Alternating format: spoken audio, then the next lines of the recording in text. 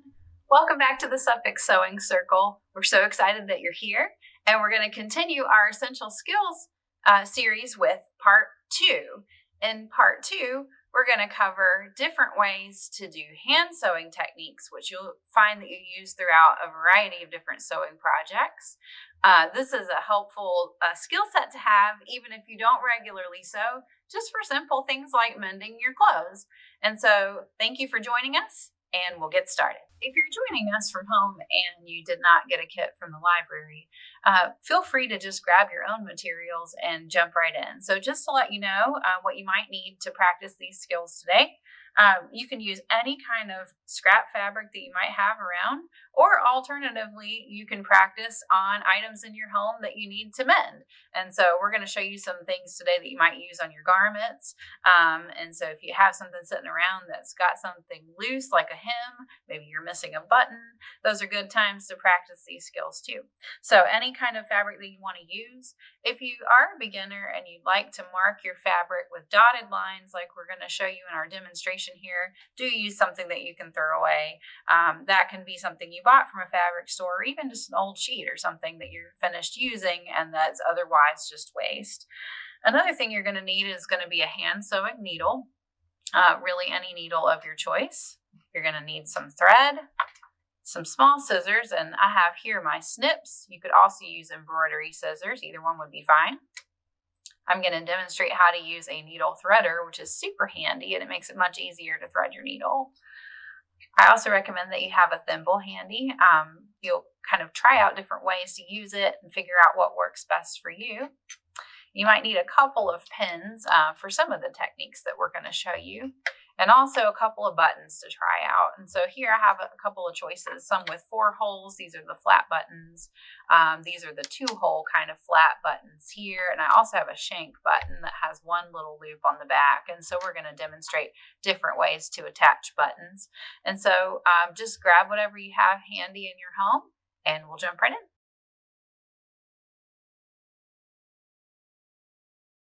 So the first thing that we want to do when we start to sew is to pull out our thread and just measure out a length of it. For our purposes here, we're just going to do a small piece, so we'll just use this for demonstration. I've got my snips here, which I showed you in our last lesson with tools. And so like I said, these are interchangeable with the embroidery scissors. So whichever kinds of small scissors you like to use for your hand sewing is fine. Today I'm going to use my snips. And so the first thing that we're going to have to do with our thread here is to thread our needle. With our needle here, we have a tiny little eye, and that's going to be really hard to put our thread through there. And so we're going to use our needle threader, and that'll make it a lot easier. And so on our needle threader, we've got this big loop, and so that'll take the place of trying to thread it through the little eye. So we put our loop through the eye of the needle like this, and as you can see, it's hooked on there. And then we take the end of our thread and we're going to put it through that big slot on the needle threader and pull it a little bit through.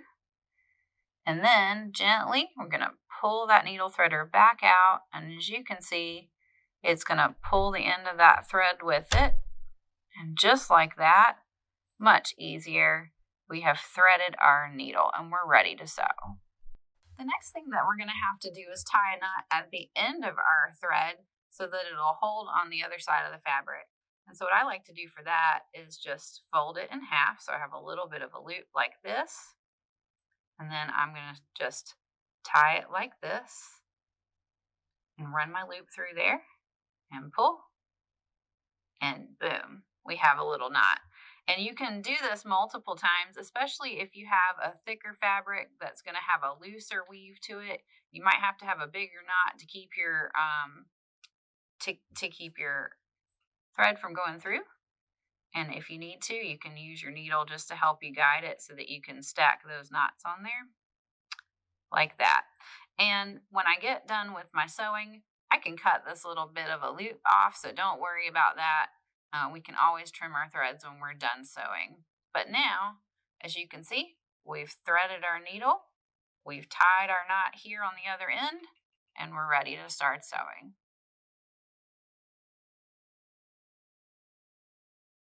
So for our demonstrations today, I've taken a little scrap piece of fabric here and I've marked it in different ways. I think that it's really good to practice this way when you're first learning how to sew, because then you practice spacing out your stitches evenly. And so I can show you here that we've marked these about a half an inch apart. These are about an eighth of an inch apart. These are about an inch apart. And so that will give us some good practice with trying out our stitches at different lengths. The first one I'm going to demonstrate here is just what we would call a running stitch. And so it's just going to go up and down all the way down the fabric. Now I'm right-handed, and so for a running stitch, I'm going to stitch towards the left. And so if you're left-handed, just know that you might be able to do it going the other way. And so it's going to be backwards to whichever way that you do it if you are left-handed. So for this, I'm going to start out by going on the underneath of my fabric here. I'm going to poke through to get started, and I've tied my knot. And so when I pull like this, it's going to hold here. Like I said, this is a pretty thin fabric, so that little knot's probably fine. If you've got a thicker fabric with a looser weave, you're probably going to need to make a bigger knot. But this is fine for now. And like I said, when we're finished sewing, we can go back and trim this extra little piece of a loop here, so don't worry about that. And so now we're ready to start sewing, and we're going to do our running stitch. So the first thing I'm going to do, oh, and another thing I should demonstrate is using a thimble. And so I didn't have one on my finger to start with here. If you wanted to use one, you could just decide where you wanted it to be, depending on which finger you find that it's helpful on. Typically with lighter weight fabrics like this, I don't find that I poke my fingers as much. I might have more trouble with that with thicker fabrics because I have to kind of press my needle through it, and so I might want to use it then. I'll just wear it to demonstrate how I would wear it though. I like to have mine on my middle finger like that. Just make sure that the tail of your needle is a little bit long here so that you don't unthread it by accident. And so we're going to start by continuing to the next dot. So we started on the first one. Now we're going to go down through that second one and pull it through. Oops. And it's okay if you unthread your needle like I just did. Just get your needle threader and fix it again.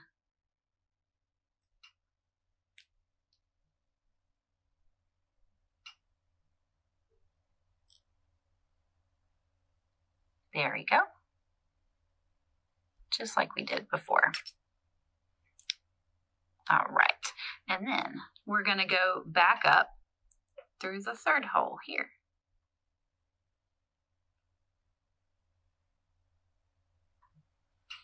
Being careful not to pull too hard, because as you saw there, if I tug on it, it's going to make it pinch. And we want it to lay flat like this. And so we're going to, what you're going to find here is that you're going to have a stitch every other section of dots. And so I'm going to continue here a couple more stitches so you can see how that'll look. So again, we're going to go down through the next little dot here and back through. And then we'll go back up the next one.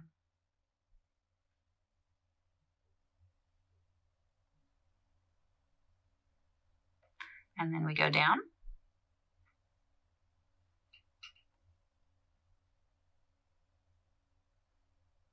And then we go back up the next one.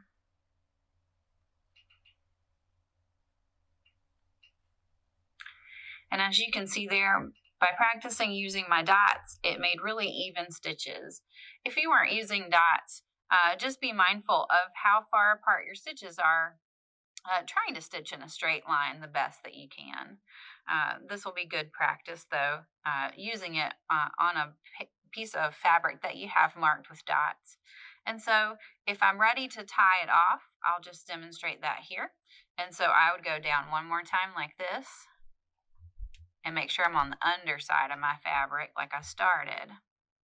I pull it through like this, double checking that I haven't made it lumpy at all, so it's nice and flat. And what I like to do to make sure I'm tying it off in just the spot that I wish to use, I like to grab a little bit of the fabric like this, just a couple threads, as you can see there. It's just a little piece of the fabric underneath. It wouldn't show on this side if I were to flip it over. You wouldn't even see the needle grabbing the fabric there. So that's how small it is. I like to just do that to make sure my knot ends up in the right place. And then I'm going to pull it through until I have a little loop like this. Oops. And then I'm going to run my needle through my loop. And then I will pull it down like that. And so you have one tiny little knot there that is anchored just to the spot that you brought it through on your fabric. And then just to make double sure that I got it right, I'm going to do that one more time. So this time I'm going to hold it like this to make a little loop.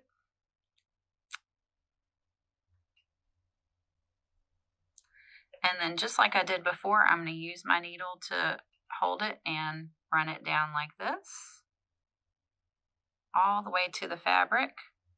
And that way I have a double knot, and that should be plenty secure.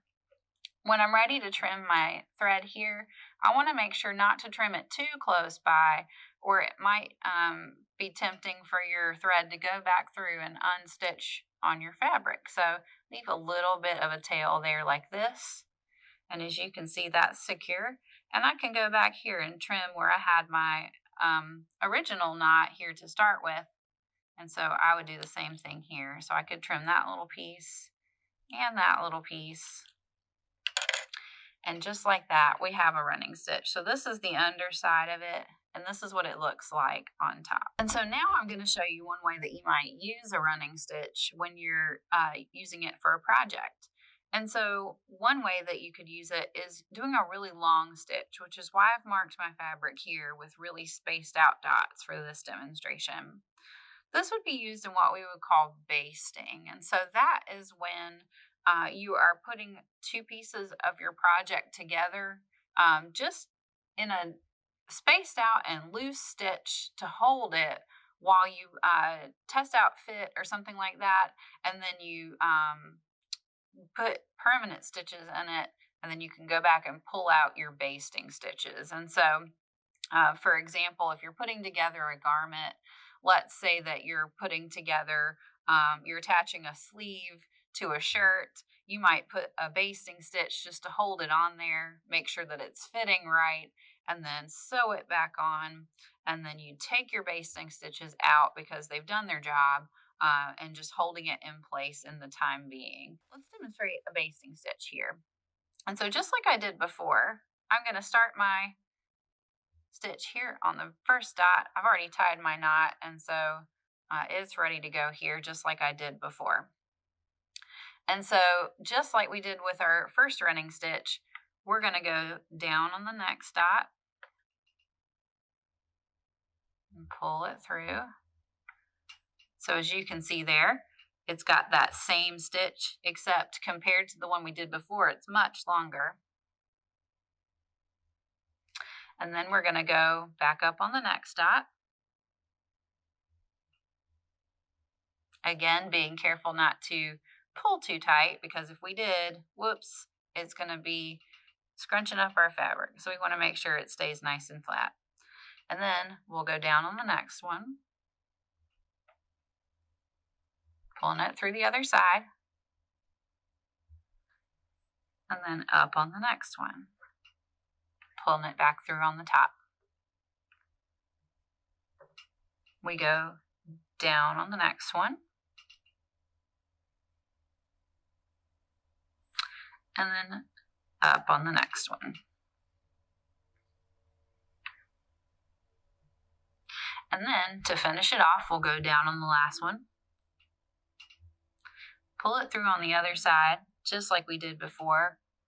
We'll double check that we have it nice and flat before we tie it off so it's not scrunched up. And then we'll carefully just pull a thread or two from the fabric as an anchor spot.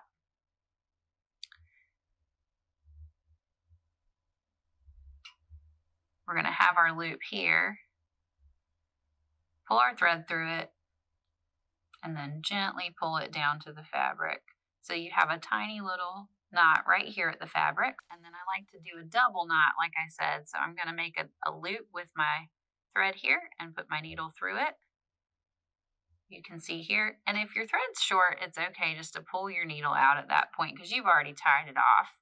But you want to make sure that this knot is going to line up right with the one that you just did against your fabric here. So you just use your needle to guide it down like this. And you're all finished. And so I'm going to go and trim that just like I did before. And so if we were to use this in, for example, garment making, we would baste together two pieces using that. So we'll pretend like they were stacked on top of each other and sewn together using a basting stitch. It's nice and loose. As you can see, I could just grab hold of these threads like this. And so that's going to make it really easy to take apart when I'm finished putting my garment together. And so as an example here, I've got my seam ripper. And like I said, you always want to have this handy when you're doing any sewing because it is an easy way to take apart a seam if you make a mistake or if you very intentionally need to take it out because it was a basting stitch. And so what I would do here is I would just take my seam ripper, I would just clip one of those threads, and then I could just pull it apart like this. And so like that, and I would just undo it like this. And just like that, I've pulled out my basting stitch and I would be ready to move on with my garment making from there. Just pull any loose threads that I've got and I'm ready to go. And so a basting stitch comes right out like it was never there. And that's why you use those nice long stitches when you're basting. One more way that you might find that you use a running stitch is to apply some sort of trim to your project. And so here I have just a little piece of ribbon and we'll pretend like I want to put this on my project for decoration. I typically would use a thread that blends in with the item I'm trying to sew. And so in a real circumstance, I would probably use a blue so it would match my ribbon. But this time I want to use a contrasting one so that it shows up for you to see. And so the first thing I want to do is I want to pin this onto my fabric because I don't want it to move around while I'm sewing it. And so I've got my pin cushion here with my different pins. I'm just going to use the quilting ones this time so that you can see them really well. Like I said, be sure if you're going to be using something that you have to iron over, don't use these because they will melt. But for crafting purposes like this, they're great. And so I would just pin it to my fabric like this.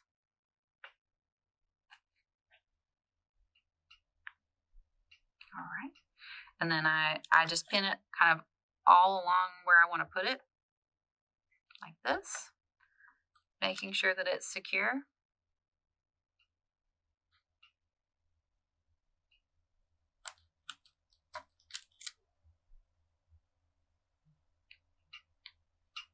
Alrighty, and now I'm ready to sew, and that way it'll stay put while I'm stitching it. And so now I'm going to attach the ribbon to the fabric. And so just like I did before, I'm going to start on the underside. I've already got my thread here knotted off and ready to go. And so we're going to grab a spot right here on the end of our ribbon and pull it through just like we did before. And so I'm going to make sure that I'm leaving the ribbon nice and flat against the fabric, and I'm going to do my running stitch. This time I'm going to do pretty close together stitches because I don't want it to be loose. I want to make sure it's securely on here. And so I might do about that far apart. Stab it through, pull it through the other side. And then think about how far apart it was, do about the same distance and go back up, aiming for the middle of your ribbon the best that you can.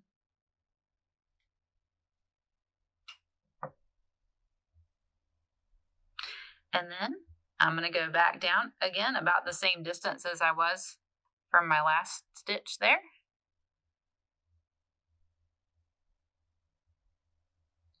And then I'm going to go down that same distance and go back up.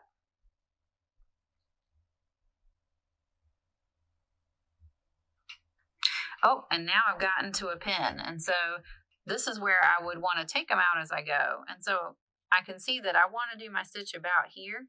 So I'm going to go ahead and put that one through. And then I'll go over to this front side and pull that pin out. It's already done its job, so we can take it out and we'll keep going. And so now we're going to stitch until we get to our next pin and then take that one out. So we got a little ways to go this time.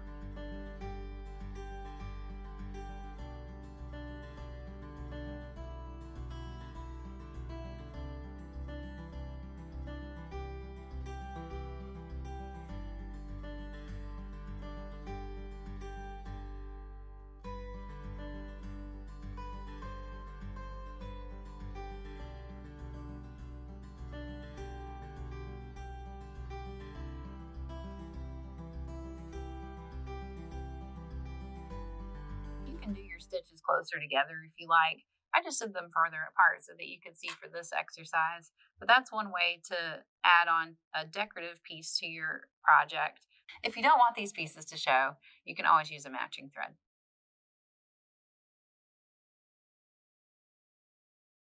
So now I'm going to show you how to do a whip stitch. And so just like with our running stitch, we want our knot to be on the bottom of our project here with our whip stitch. And there's a couple of different ways to do it. One where your stitches end up kind of perpendicular to the line, almost like the marks are here. Another one where your stitch ends up kind of diagonal. Depending on what you're using your whip stitch for is kind of how you decide which one you'd like to use. Just so that it's easier to see on here, I'm going to do the version of it where it's a little bit diagonal.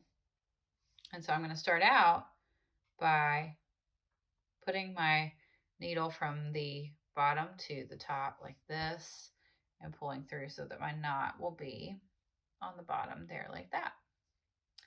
And so with a whip stitch, I'm going to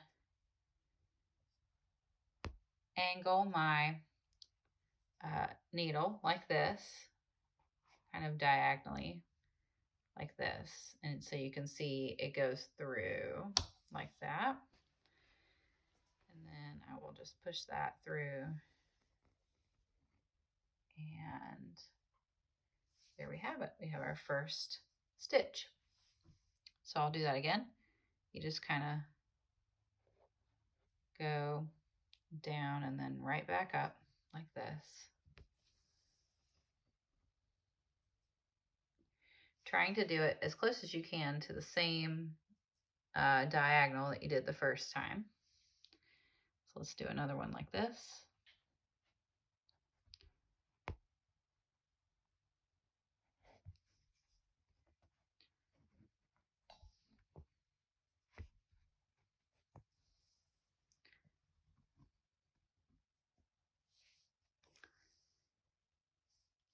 Again, making sure that your stitches are tight enough that they lay flat on your fabric, but not so tight that they bunch it up. And I'll just do a couple more stitches so that you can see them there.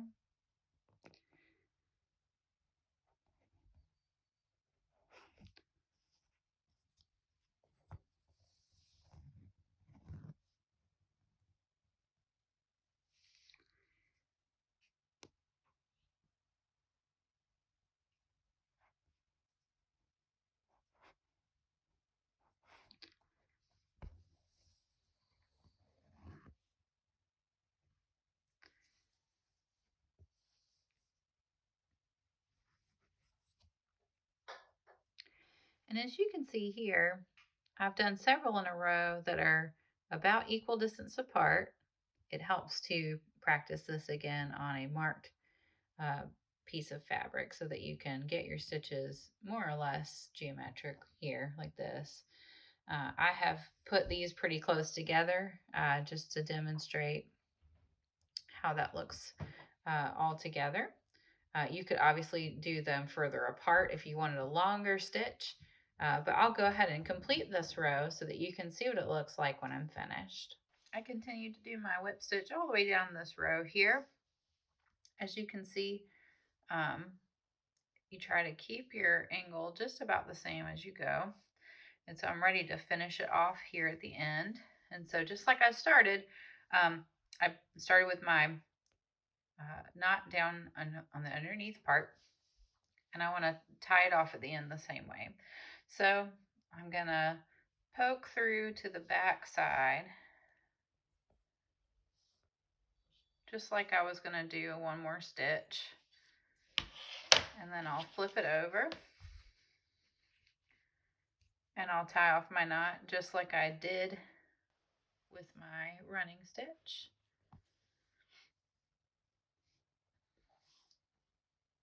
Just like this. So again, I make my loop and I just pull. If you get a little knot like that, just loosen it up like that. And then I'm going to give it a second knot just for security, the same way I did before. Just like this. And guide it down to the fabric like that. And then I grab my snips and do that. And I'm also going to snip my loop that I started with down here, just so that's not hanging to get caught on something. Alrighty. And just like that, we're finished. So there is our whip stitch on the front.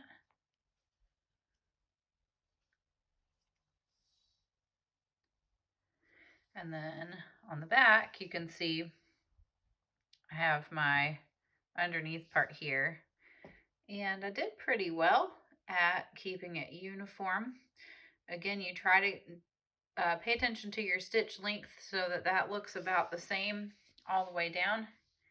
So kind of making it geometric as you go, where you would go up and then down on the fabric. And so now I'm going to show you one application of a whip stitch where we're going to use it on the edge of this ribbon here, just as another way to attach items together. And so this is one application of it where you can attach an item. You could also use it to close a slice in your fabric. Maybe you cut your clothing item on something and you have a very clean slice. This is another way you could close a hole like that. And so anyways, this is the technique there. And so I've already put the knot on the other side. You can see here, I'm ready to go. I've got my threaded needle here. And so just like I did before, I'm gonna catch the edge here. Just gonna do the edge of it like this time. And we're going to do just like we did before. Oops. Oh, this is a good time to show this. And so sometimes you're going to get a little knot in your thread there. Just gently tug it and that should come right out. If you're finding that you're having a lot of that happen, it's okay to just dangle your thread like this and let it unwind a little bit. Sometimes they get a little tangly and that's okay. Don't stress about that. All right. And so to keep going, we've got it anchored now on the end here, and we're just going to do like we did before. I'm going to turn it this way so that you can see a little bit better. And so we're going to angle our stitch like this, just like we did here. I'm going to do them pretty close together because I want this to be pretty secure.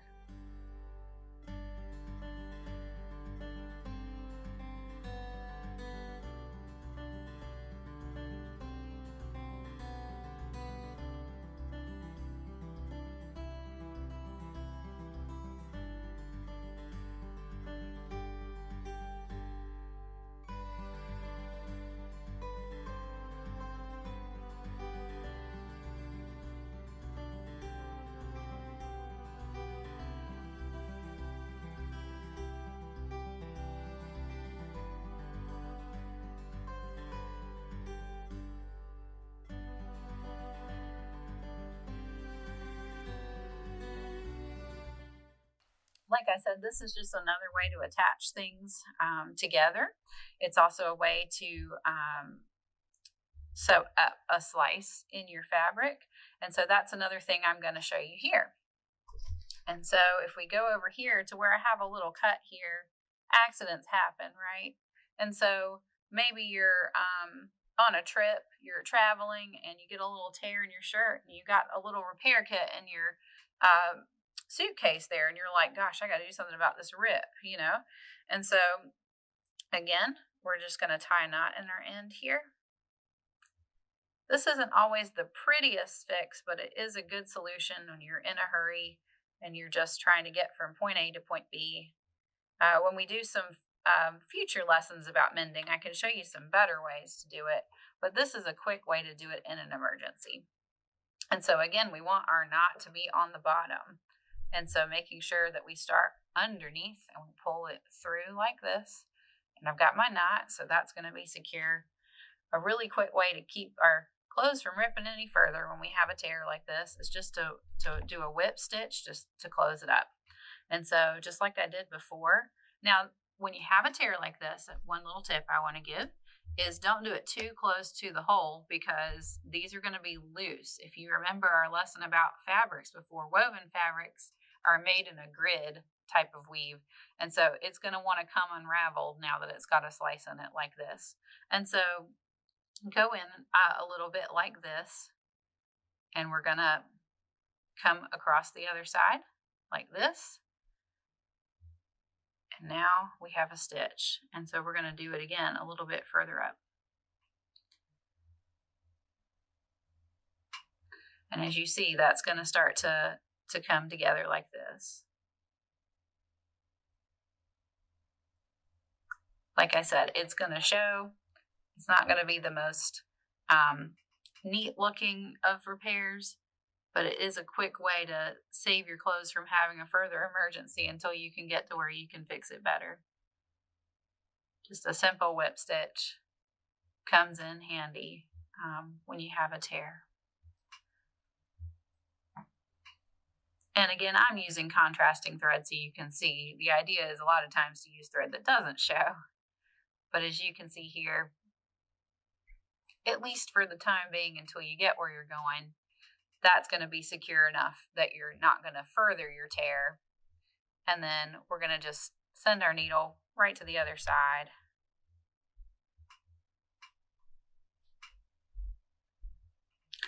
And then we're going to just tie a knot like we did before.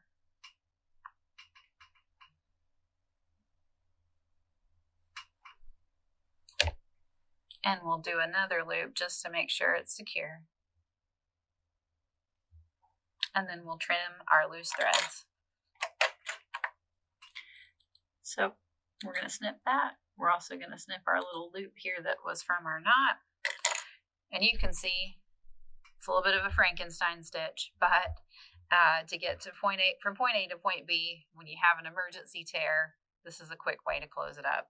And so whip stitches come in handy. They can be very decorative, like this one we did here. You know, if we were doing that on our clothes, there's different ways to use them. But that is a very pretty stitch.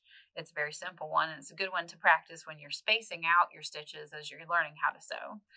It can be used to attach things like we did here with our ribbon.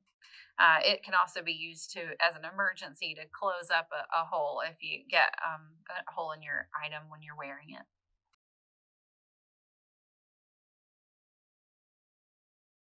Now we're going to go over the buttonhole stitch, or blanket stitch as it's sometimes called. This is another stitch that has a couple of different variations. I'm just going to show the most common one now. And so with this kind of stitch, you're going to have one edge that looks sort of rope-like when you're done.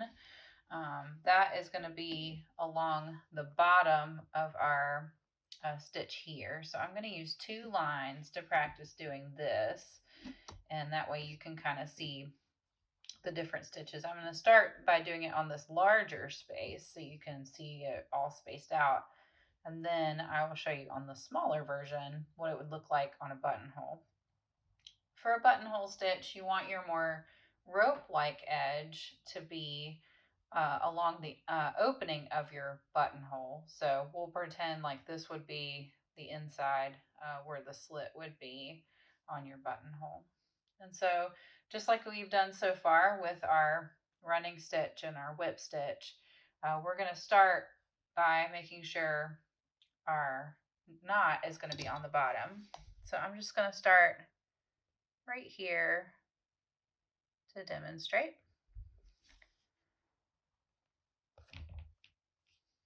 All right. So I start by first poking it down on the top line here. And then I'm gonna pull just a little bit. We want to leave this loose because we're gonna come back up right below that and make sure that our stitch comes through this little loop right here. You see we just made an L shape like this. So we're going to do that again. Go about the same distance away as we did the first time. We're going to poke our needle through, leaving our little loop like we have it. Going up and then pull. And as you can see, now we have 2 L's. So I'm just going to do a couple more of those so you can see how it looks in a row together. As you can see here, I've done a couple of stitches in a row, and if I zoom in, you can see that we have started to make our rope-like row down here on the bottom, and it looks like I've made little L shapes. And so I'm going to show you one other technique other than poking it through like I did, because I've been using an embroidery hoop. And so if I was hand sewing without this embroidery hoop, I could run it down like this and then back up like this, and then just make sure that my thread is underneath my needle, and then just pull it like that, and it would result in the same thing. So again, I would just poke my needle like this and like this, and make sure that my thread is on the bottom, and then just pull it through like that. So if you're sewing without an embroidery hoop, that's another way to do it that might be a little bit easier for you. And so now that I've gone all the way across, I'm getting close to the end, so I want to go ahead and tie this off. And so from here, instead of going up to the top row and doing another stitch, I'm going to finish down here on the bottom. So I poke through right beside where I just went so that I can pull it to the back side like this.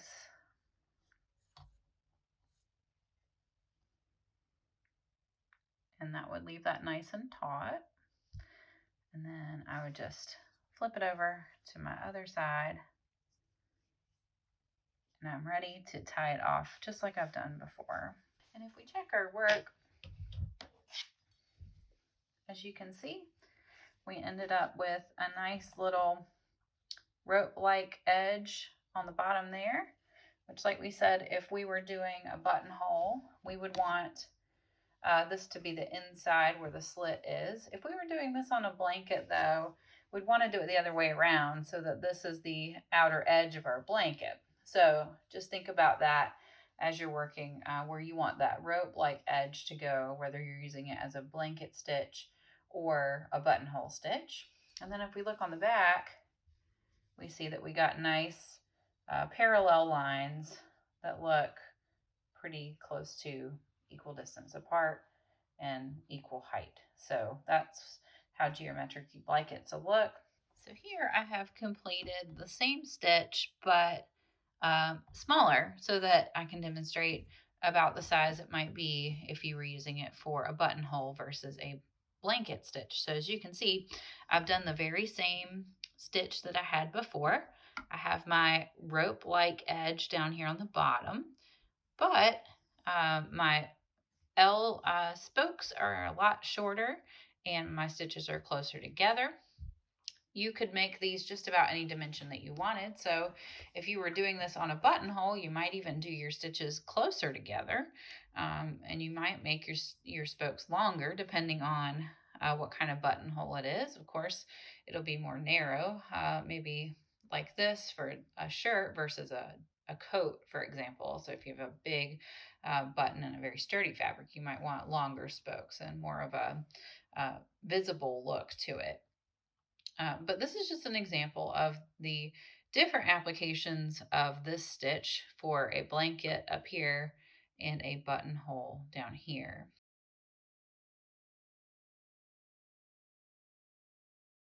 And now we're going to talk about doing a slip stitch, which is what you would do to hem pants or skirt or anything else where you'd want to bring something together where your stitch doesn't show. This is also used to attach linings and other inside types of fabrics to the outside layer. And so I've already ironed my fabric here just like I would if I were gonna hem some pants. So just as a demonstration here. So this would be the very raw edge. Sometimes on commercial garments, you'll see that this is finished off with a serger just to keep it from unraveling. Here, I've just cut it with my pinking shears just so it won't unravel. You can see there.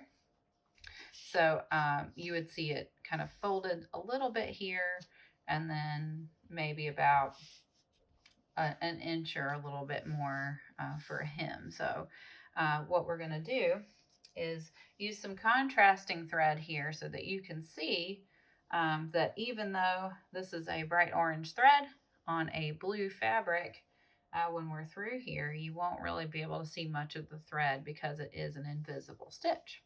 So before we get started, one thing I do want to say is that this is a great time to use your Dressmaker pins. So if you were hemming all the way around an entire skirt or something like that, you would want to pin it just to make sure that it stays put while you're sewing it. You don't want to end up with a wonky looking hem or anything like that. So if you're doing this on a bigger piece, or maybe you didn't get a chance to iron it flat so it would stay nicely like this is doing, it's okay to kind of pin this before you get started like this. And so you can see there it's gonna hold there while I get it sewn together. All right, so we'll get started. I've already prepared my needle and my thread. I've got my knot ready to go, and let's get sewing. So the first thing I'm gonna do is open up this little tuck here, and I'm going to hide my knot inside the fold here. So I'm going to come up through this little fold here so that my knot is in here. Now I do have kind of a big loop there, and so it's okay for me to go ahead and clip that if I want to. You don't have to. I just want to make sure that that doesn't poke out when we're finished. So I'm going to clip that. But our knot is there and it's very secure. And so now what we're going to do is we're going to take our needle and grab just a couple of threads from the top of the fabric. Just a few. Right opposite from where our thread is coming out of this little tuck here. Just a few threads like this. And you can see there, I've just got a couple of threads there. And then I'm going to do this close up so you can see. I'm going to pull it. All right. And then I'm going to take my needle and I'm going to run it into this little tunnel we've created here.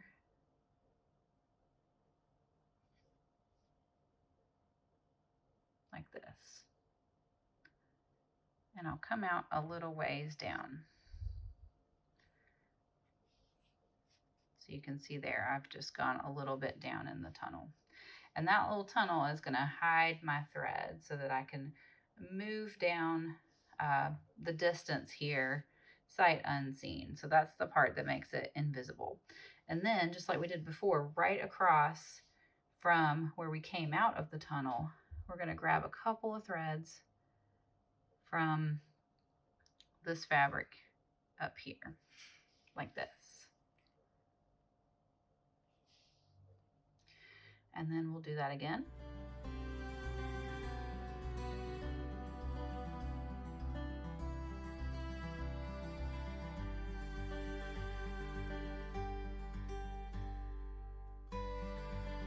So now that we've got that stitched down, I'm just going to keep going. So now I have put in some more stitches all along here. And as you can see, it's called an invisible hem because you can barely see it. So even though I used contrasting thread that should show up on this light blue fabric here, you can see that you can barely see the stitches because most of the stitches buried in that little tunnel that we have. And if I flip it over to the front side, you can barely see it. So it just leaves a little speck. That's it. An invisible hem. And as the garment would be worn, this little kind of crease here that is caused would start to kind of settle down and smooth out. So that's how you do a slip stitch or a blind hem stitch. So I'm going to show you how to tie it off now.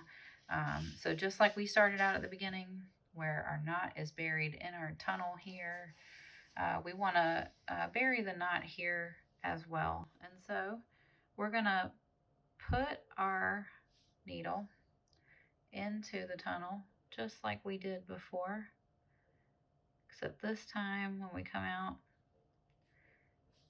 we're going to make a loop.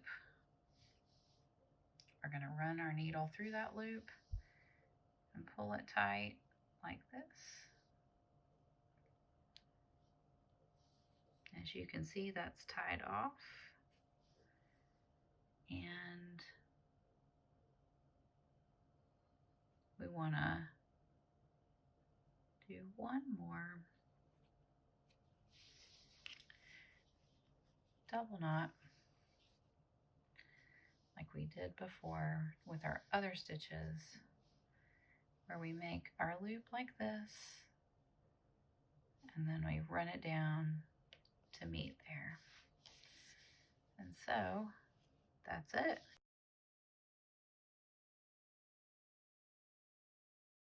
Okay, so right here you can see that I have gone ahead and attached some fusible interfacing, and this is going to be used to reinforce my fabric where I have something that's going to get a lot of wear and tear, like for instance the buttonhole that we're going to do, as well as behind buttons sometimes, or with zippers. It's also used in collars and other places where you want a little bit of stiffness, because as you can see here where I've attached it, it's got a little bit more body to it than it would if it was just the fabric by itself. And so this is going to be the underside of the fabric where I have attached the interfacing here. And I have used an iron off pen to mark. So this is the pen that I'm using here.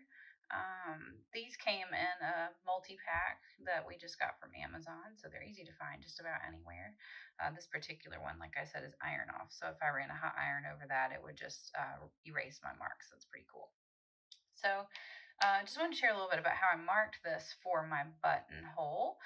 If you got a kit from the library, then you have a kit that's already prepared in this way, but I just wanted to share this for you in case you go to use this skill later on to use buttons with your own projects. And so what I did is I took my button and I figured out where I wanted it to be, and I marked on the outside of the button here like this.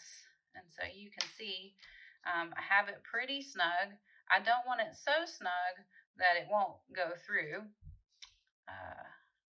Here, like this is actually probably the button I used for that one. Sorry about that.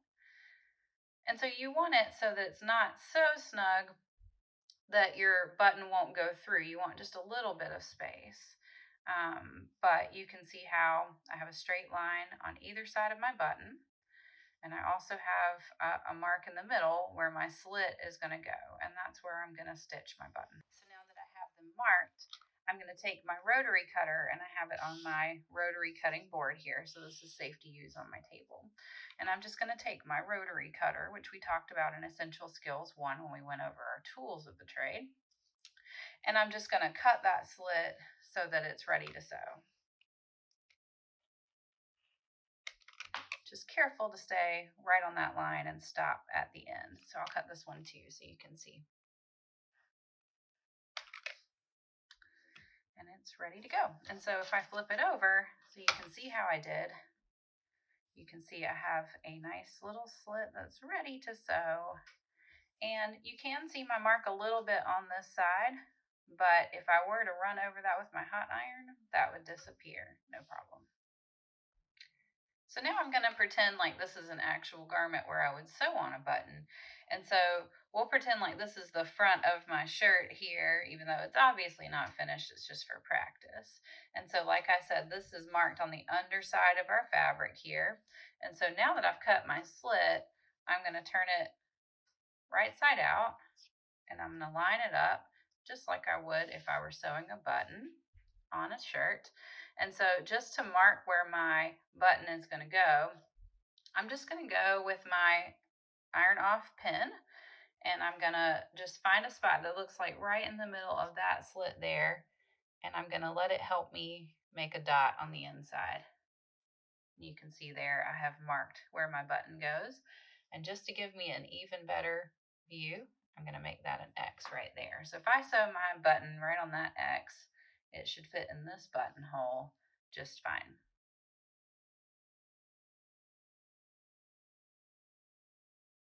So now I'm going to attach my shank button right here on the X that I've marked. And so I want my knot to be on the back side, and so I'm just going to turn it over and start on that side and pull it through. You can see my knot held it really well like that. And then I'm going to put my needle through the shank hole like that, guide it down, and then I'm going to go back to the back side of the fabric, so I'll push it through like this.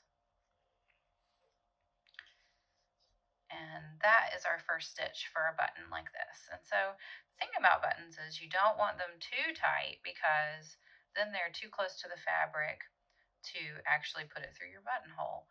With a shank button, that's not a problem because the shank keeps it lifted up from the fabric no matter how tight we do it. So that's a good one to start with as you practice. And so I'm just going to do that the same way that I started. So I'll put it back from the bottom here and pull it up to the top. I'll run it through the shank like this, and then I will bring it back down like we did before. And we'll do that one more time to make sure our button's really secure. So I'll run it up and through the shank, and then back down.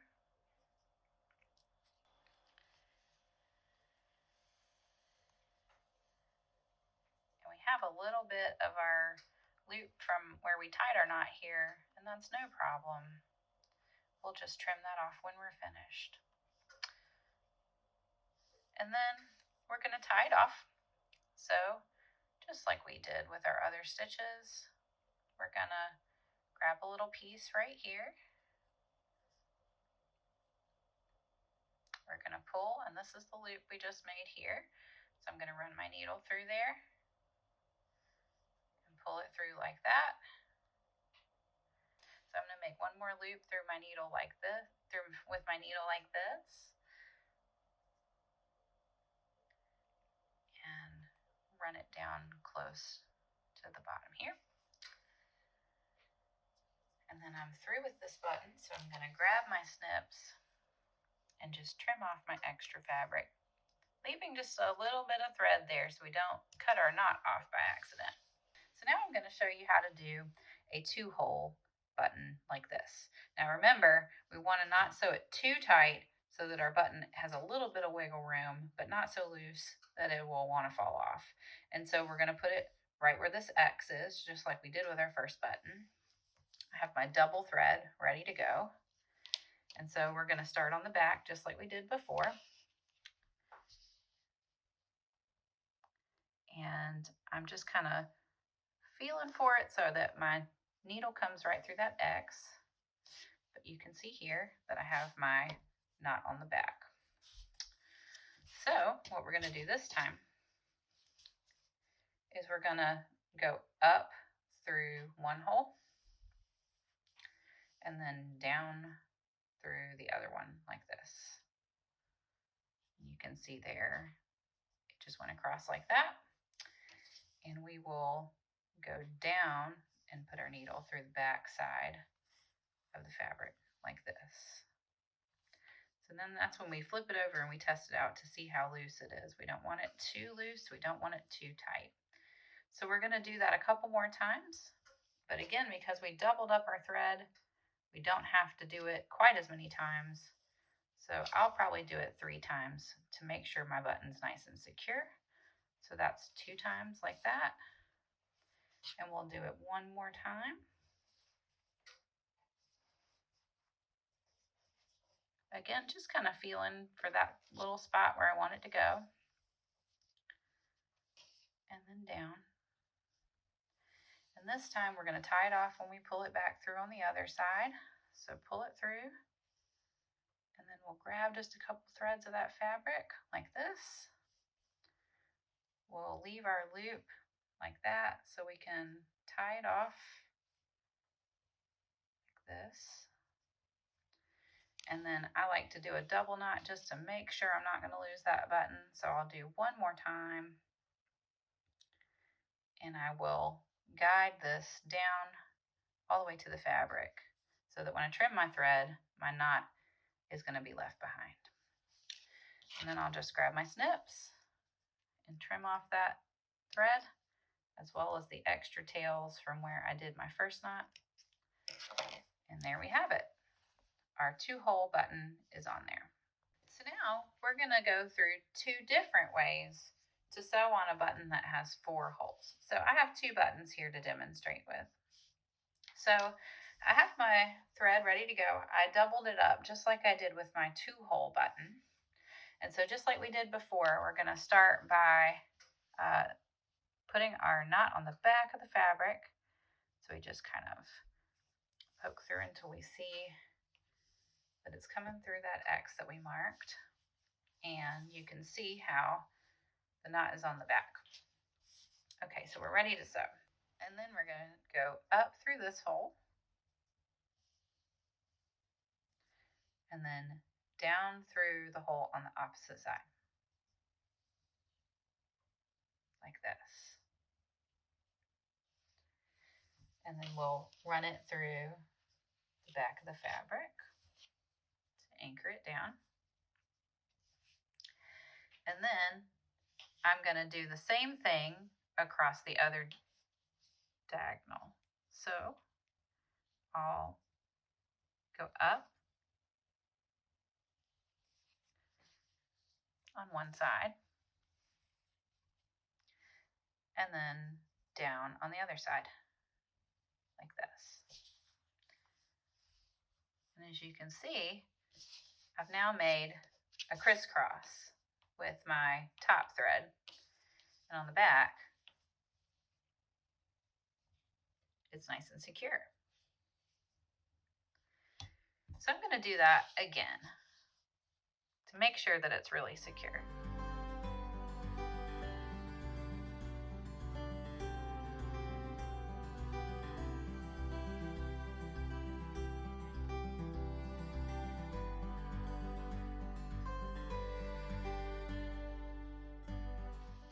That looks pretty good because remember we doubled up our thread, so we have to do half as many stitches. That's a really handy tip. And again, checking that I didn't pull it too tight. It's just loose enough that my buttonhole would go over it and it's not scrunching up my fabric. And so we're ready to tie it off on the back. And as you can see, I have my nice crisscross.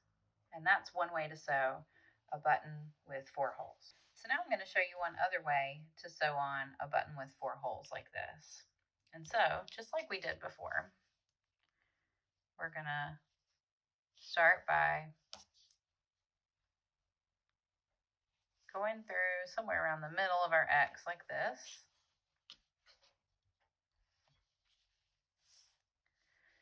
All right, and we pick a hole to start with like this. Except instead of going to the hole diagonal from it like we did before, this time we're going to go to the hole right below it like this.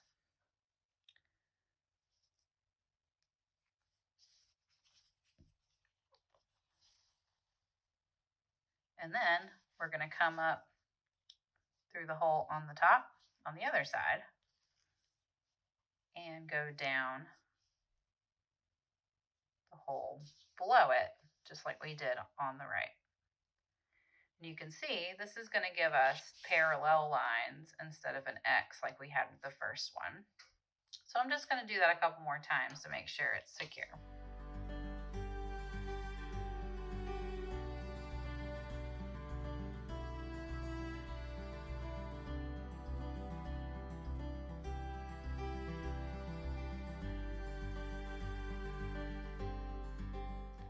We have our nice parallel lines there, and we're ready to tie it off.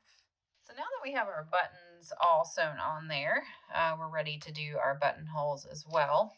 And in real garment sewing, you likely would do your buttonhole first and then your button. But for skill building purposes, I wanted to show the easier of the two first. And so now we're going to go and use our buttonhole or blanket stitch to do the buttonhole for this shank button that we have here. And so, like I said, ahead of time, we put our interfacing in on the underside. We marked it so that we know where to put our slip. And now we're ready to sew here. And so we're going to make sure that our rope-like edge of our stitch is along this slit here. And I've gone ahead and started us off where you have our thread tied off, and I've gone ahead and started from the bottom and pulled it up. So we're ready to start sewing. So I'm going to do my stitches really close together this time because I'm doing it to stabilize my buttonhole here. And so I do my first stitch up like this and make sure I go as close as I can to the slit when I come back down. And then as I push my needle through, making sure that my thread goes up under my needle like that.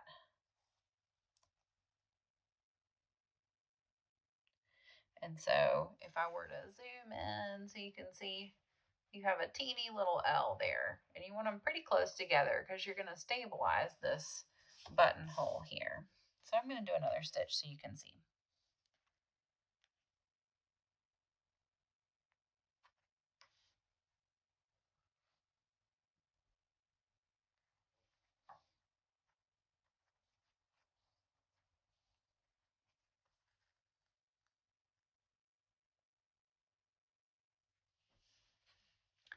And so this time I've put them very close together side by side, and I'm going to do the same thing all the way down the side of the slit. And so now I have gone all the way down one side of my buttonhole here, and I've gotten to the end. And so we're going to turn the corner here. And so what I'm going to do is do one extra little L-shaped stitch right here, going perpendicular to the way that I was going before. And so I'll come up here like this, going right to the opening where that is. Again, leaving my thread to go underneath so it makes a nice L, like you can see here. And so now we're ready to do the other side. So I'm going to turn it like this and do it the same way that I did before all the way across. And as you can see, I've gone all the way down here. So I came across the first row and then I turned my corner and then I went all the way around. So we're ready to turn the corner one more time and then we'll tie it off where we started. And so again, we kind of turn it perpendicular to how we were sewing before. We're going to pretend like where I finished here is going to be the far left of my bottom of my L. So I'm going to pick a spot kind of right in the middle of that slice, about as tall as our other stitches that we've done, and come back out right above the slit there. Again, making sure that our thread is going to come up under the needle like that. I'm going to pull it like this, and you're going to see it make a nice little L like that. And so if I zoomed in so you could see, I have that nice little spoke that comes out on one end of the buttonhole and then on the other end of the buttonhole, and the same all the way around. So we just did that same stitch. And so then we're ready to finish off. So again, we want to make sure our knot is tied off on the back side of the fabric. So just like we did when we did our practice run, we're going to finish off by putting our needle in right next to where we finished our L here. And pull it through. So it keeps that nice shape. And then we'll flip it over to the back side and we're ready to tie it off. And you can see this is where we started. That's our original knot from the beginning. So just right next to that knot,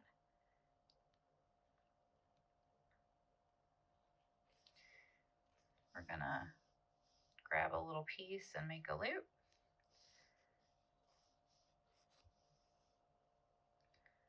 Pull it through like that. And then again, just for security, we're gonna make our second knot on top of that.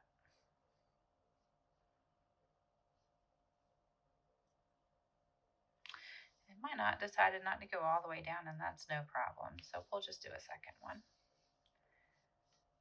Sometimes that happens,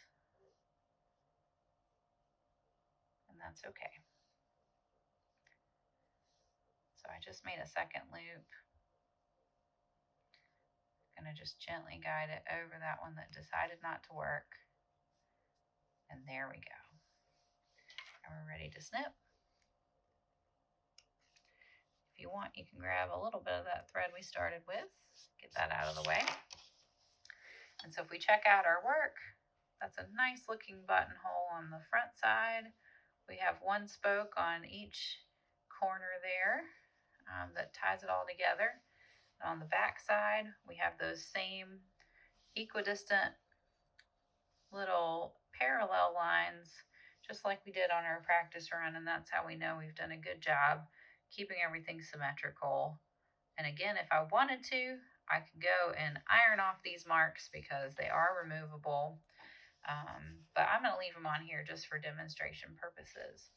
And another thing I want to point out is in a real situation, unless you wanted to do your buttonhole stitch in a contrasting color just so it would look nice, you could. But a lot of times you'll see that it's done in the same color as the fabric. I did it in a brighter color here just to demonstrate. Another thing here is you can see that there might be a thread or two that wants to come out from where we sliced it there. And now that we have secured everything with both our stabilizer, our iron-on interfacing here, as well as our nice buttonhole stitch, we can go and we can just kind of trim that. Just careful not to trim any of the threads that you just stitched. But if you have any, just a couple there that we didn't catch with our stitch, that's okay because we have a nice buttonhole here. And so last but not least, let's try it out.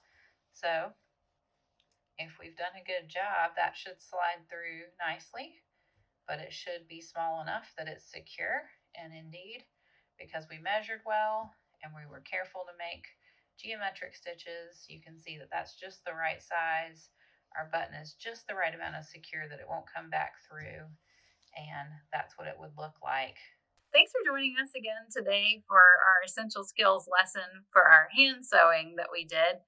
We hope that you found it helpful. If you liked our video or you found it helpful today, give it a like and comment and let us know. We hope that you'll continue to join us for the remainder of our essential skills lessons. Also know that we will have a Q&A session related to this video later on in the month. So check out the Suffolk Public Library calendar to sign up for that if you're interested, and join us then for a review of this lesson as well as demonstrations and to answer any questions that you might have about sewing in general. Thanks for joining us, and we'll see you again next time.